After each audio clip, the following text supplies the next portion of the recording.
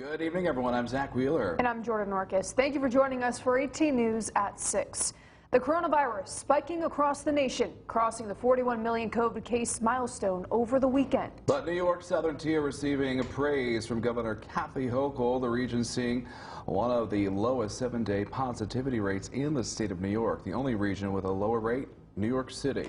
However, the region is still seeing multiple COVID-related deaths. Our 18 News reporter Tara Lynch joins us now live in the studio with more. Tara? Good evening, Zach and Jordan. Now, health experts tell me they are still concerned, even though that positivity rate is one of the best in the state. With school back and pediatric cases increasing and the deadline for healthcare worker vaccinations fast approaching, they say now is not the time to let up.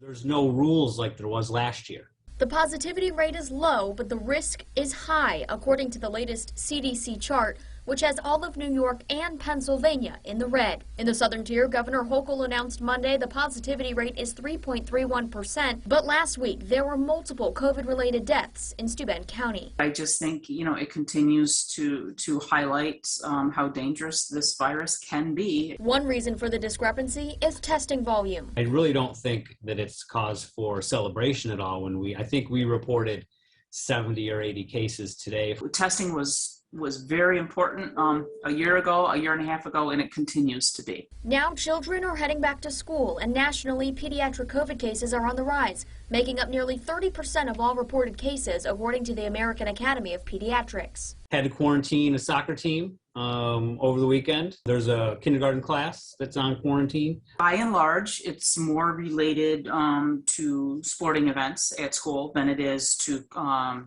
classroom transmission.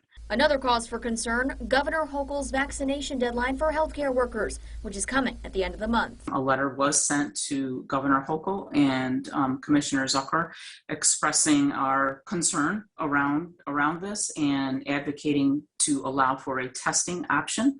They feel like, why should I be required to get a vaccine when I've been doing everything right and other agencies can test out and I can't?